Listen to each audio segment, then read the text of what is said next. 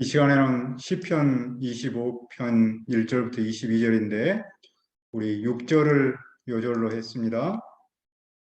한번 6절을 눈으로 보고 같이 한번 읽어봅시다. 6절인데 여호와여 주의 긍휼하심과 인자하심이 영원부터 있었사오니 주여 이것들을 기억하옵소서. 오늘 말씀의 제목을 기억하옵소서, 리마인더 또는 remember 그렇게 잡았습니다. 오늘의 시는 히브리어 알파벳 형식으로 짜였습니다. 우리말로 하면은 기억에서부터 히읗까지의 초성을 가지고 지었다는 말입니다. 그런데 그중 두 글자는 없고 대신 다른 두 글자를 두 번 넣었습니다. 그 내용은 시인이 아픔을 여호와께 토로하는 겁니다. 그런 아픈 현실에서 여호와께서 자기를 기억해 주시고 죄를 용서해 주시도록 기도합니다. 그는 그 모습을 알파벳 형식으로 풀어나갑니다.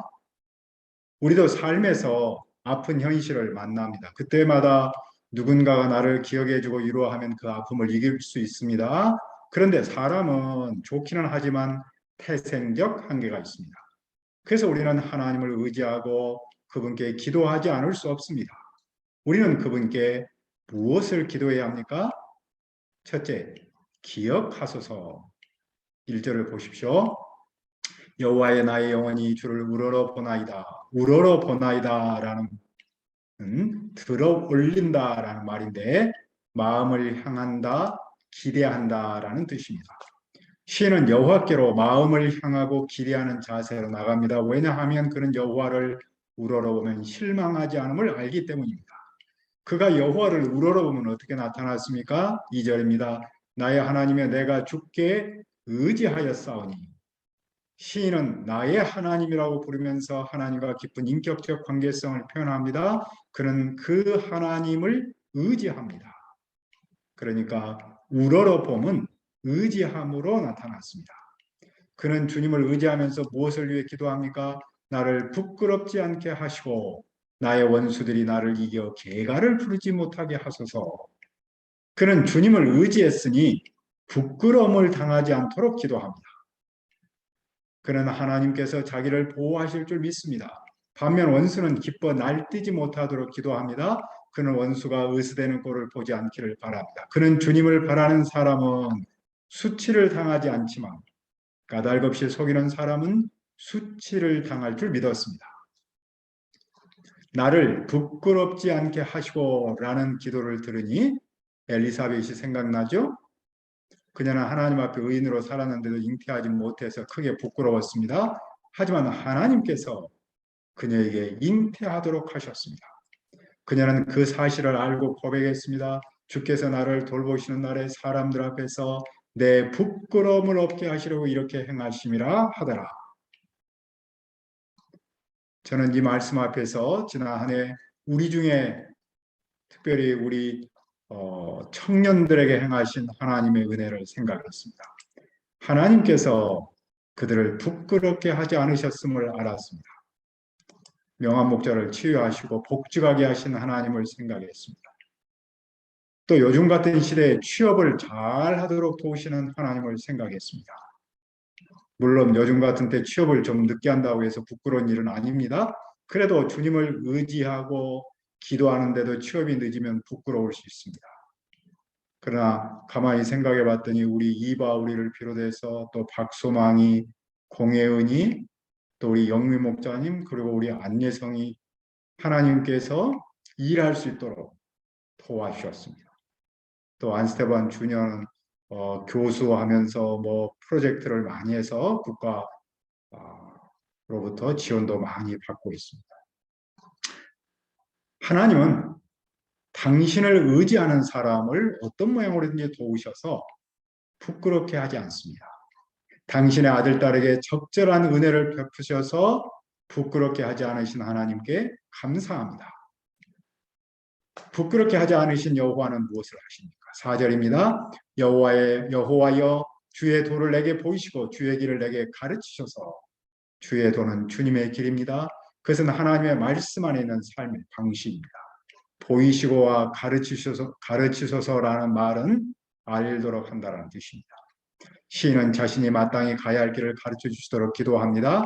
그는 주님의 길로 지도하시고 교훈하시도록 기도합니다. 왜냐하면 주님은 그의 구원의 하나님이시기 때문입니다. 그는 그분을 종일 기다립니다. 시인은 4절과 5절에서 보이시고 가르치소서, 지도하소서, 교훈하소서라는 말을 이어서 했습니다. 그것은 말씀을 자기 삶에 깊이 새기기 위함입니다. 참된 경건은 하나님의 말씀에 대한 외적 일치가 아니라 그 말씀을 삶에 적용하는 것이기 때문입니다. 그는 하나님 말씀의 내면화, 영어로는 internalization 그렇게 부르죠. 마음속 깊이 자리 잡힘, 즉 말씀의 내면화를 위해서 기도합니다. 그런데 그는 무엇에 근거해서 기도합니까? 자, 우리 6절을 다시 한번 봅시다. 여호와여 주의 긍휼하심과 인자하심이 영원부터 있었사오니 주여 이것들을 기억하옵소서. 긍휼하심은 불쌍히 여김이고 인자하심은 변함없는 사랑입니다. 여호와는 그 백성에게 오래전부터 긍휼과 인자를 베푸셨습니다. 아브라함, 이삭 그리고 야곱에게 베푸셨습니다. 시인은 여호와께서 베푸셨던 그 긍휼과 인자를 기억하시도록 기도합니다. 그는 대신 무엇을 기억하지 말기를 바랍니까? 7절을 보십시오. 여호와여 내 젊은 시절의 죄와 허물을 기억하지 마시고 주의 인자하심을 따라 주께서 나를 기억하시되 주의 선하심으로 하옵소서. 시인은 여호와께서 자기가 젊었을 때의 죄와 허물을 기억하지 마시도록 기도합니다. 이 고백은 그가 심한 죄인이었음을 말하는 것보다는 자기가 빠뜨린 죄를 표현한 겁니다. 시인은 여호와께서 자기 죄를 기억하지 않는 대신에 자기를 기억하시도록 기도합니다. 그것도 여호와의 인자하심과 선하심에 기초하여 자기를 기억해 달라는 겁니다. 기억하옵소서라고 기도하는 시인을 통해 무엇을 배웁니까? 그의 기도의 근거는 자기의 행위가 아니라 여호와의 긍휼과 사랑에 있습니다. 그는 주님 내가 얼마나 열심히 살았는지를 기억해 주세요 라고 기도하지 않습니다. 그는 오히려 자신의 죄를 기억하지 말도록 기도했습니다. 그러면서 그는 자기를 기억해 달라고 기도하는데 그 근거 또한 자기가 아닌 여호와의 긍휼과 사랑 그리고 선하심입니다. 다윗은 옛적에 한 여인의 심히 아름다움을 보고 왕권으로 취했죠. 그런데 그녀는 자기 충신의 아내였습니다. 다윗은 그 충신을 전장에서 죽게 했고 그녀와 결혼했습니다. 그가 행한 그 일은 여호와 보시기에 악했습니다. 여호와께서 선지자를 보내 그런 다윗을 꾸짖으셨습니다. 그는 하나님께 자기 죄를 고백하며 간구하되 금식하고 밤새도록 땅에 엎드렸습니다. 그가 그렇게 기도할 수 있었던 근거는 자기 행위가 아닌 여호와의 긍휼과 사랑이었습니다. 그는 주님께서 한결같으신 당신의 긍휼과 사랑을 기억하도록 기도했습니다. 그 사랑에 기초하여 자신을 기억해 달라고 기도했습니다. 그랬을 때 하나님은 그를 기억하셨고 용서하셨습니다. 그를 위대한 왕으로 쓰였습니다. 그 점에서 다윗의 기도는 우리에게 큰 은혜이며 도전입니다. 우리는 보통 내가 이만큼 살았으니 그에 대한 상을 주세요라는 식으로 기도하기 쉽습니다. 반대로 내가 이만큼 살지 못했으니 아무것도 기대하지 않습니다라고 기도하기 쉽습니다. 하나님께 기도하는 근거를 나로부터 찾는다는 말이죠. 그러나 그 나는 내 형편과 삶의 현장에 따라서 정말로 자주 바뀝니다. 나만큼 믿지 못할 나도 없습니다. 그 나에게 기도의 근거를 둔다면 얼마나 불안합니까? 그러므로 우리의 기도의 근거는 내가 아닌 여호와이십니다. 그것도 여호와의 공의가 아닌 긍휼과 사랑입니다. 그래서 우리는 언제 어디서나 어떤 형편에서도 그분을 의지할 수 있습니다. 염치불고하고 기도할 수 있습니다. 우리가 지난해를 돌아보면 할 만큼 했다는 자랑스러움보다는 부족함을 느낄 수 있습니다. 사실 우리의 삶이란 어찌면 늘 부족함의 연속일 수 있습니다. 특히 하나님 앞에서는 더 그렇지 않습니까? 꽤 많은 믿음의 사람조차도 어느 곳엔가 지극히 작아 보이는 자기 존재의 가벼움과 무력함 앞에 힘들어합니다. 하지만 우리의 삶을 지탱하는 힘은 내 공로에 있지 않습니다. 오직 하나님의 긍휼과 사랑이 있습니다. 따라서 우리는 자기를 보고 힘 빠지거나 낙심하는 대신에 여호와의 긍휼과 사랑을 보고 힘을 낼 수 있습니다. 그리고 새해를 희망하면서 담대하게 기도할 수 있습니다. 주님, 당신의 긍휼과 인자를 기억하소서. 당신의 인자와 선하심으로 나를 기억하소서.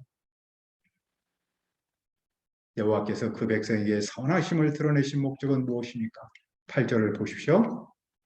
여호와는 선하시고 정직하시니 그러므로 그의 도로 죄인들을 교훈하시리로다. 선하심과 정직하심은 여호와의 완전한 성품, 즉 신성한 완전함입니다.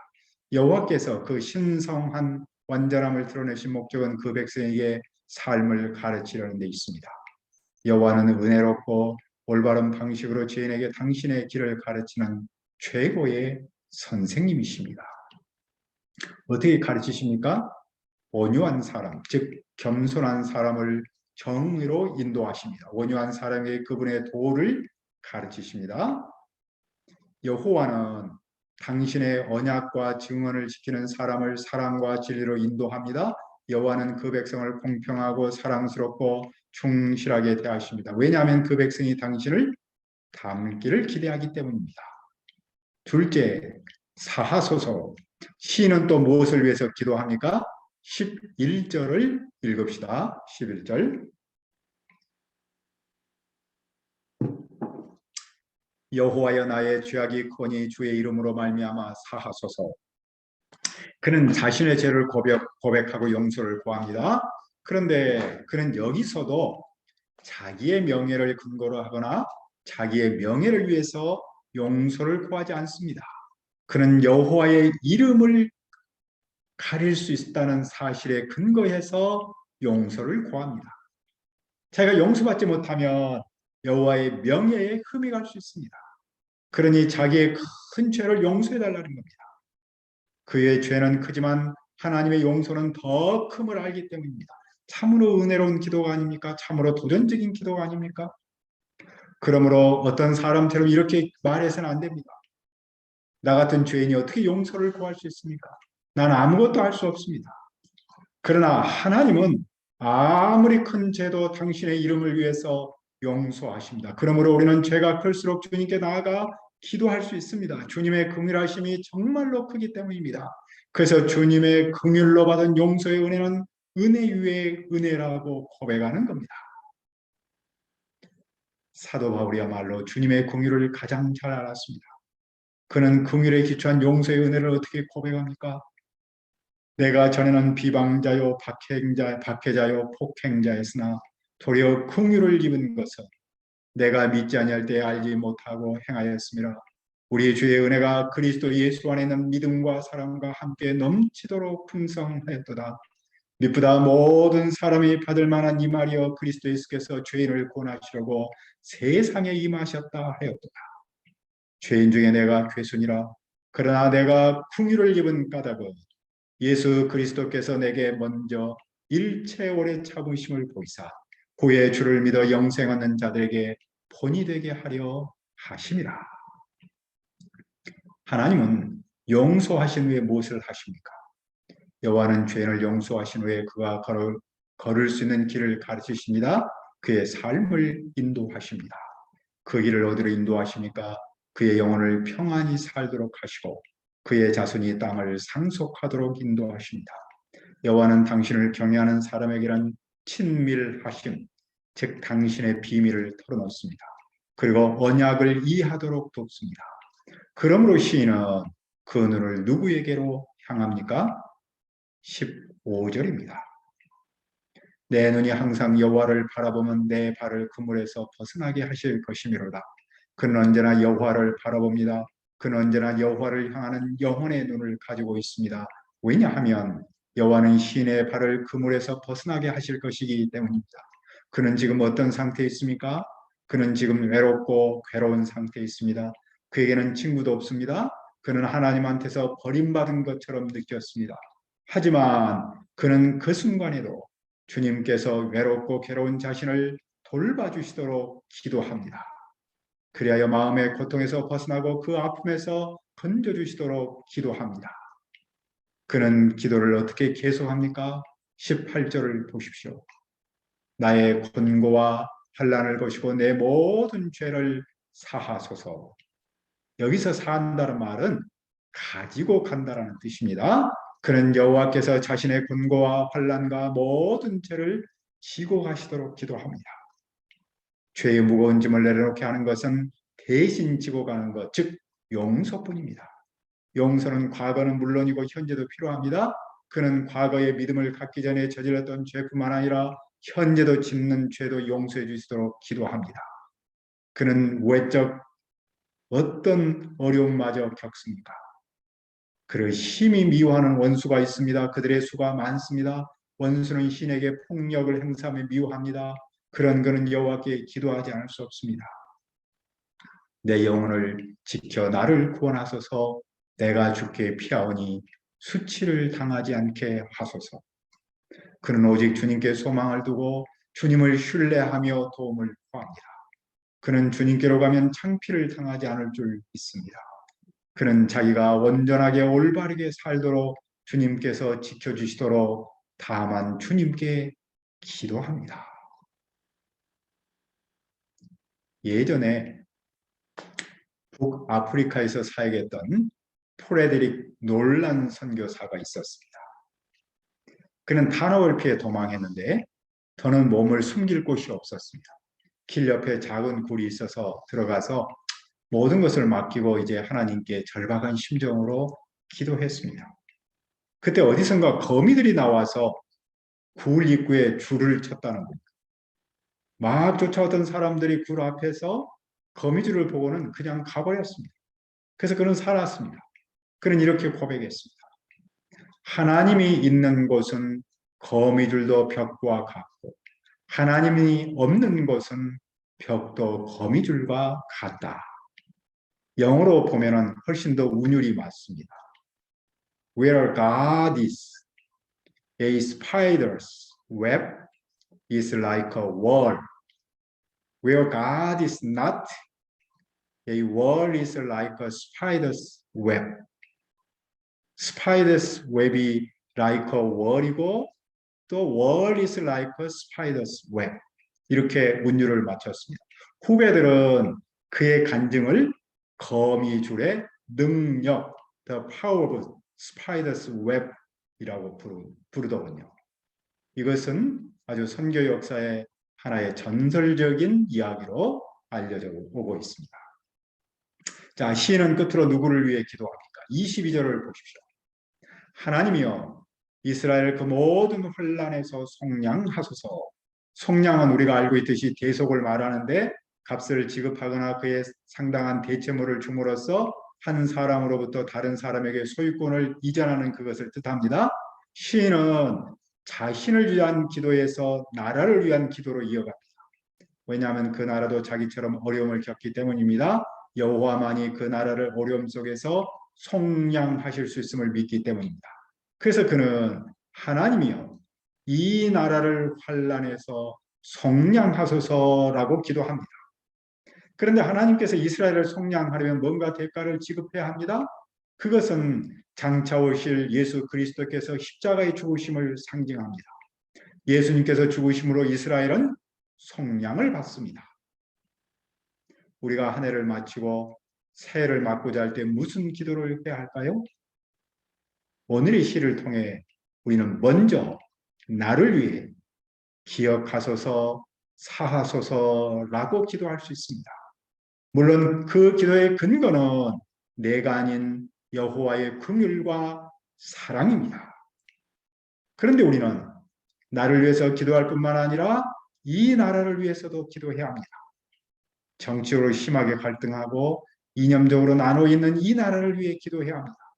경제적 어려움으로 고통을 겪는 사람을 위해서 기도해야 합니다. 물론 그 기도의 근거도 이 나라가 아닙니다. 여호와의 긍휼과 사랑입니다. 그러므로 우리도 다윗처럼 이렇게 기도할 수 있습니다. 여호와의 긍휼과 사랑을 기억하소서. 나의 죄악이 크오니 주님의 이름을 위해 사하소서. 여호와여, 이 나라를 환난에서 속량하소서.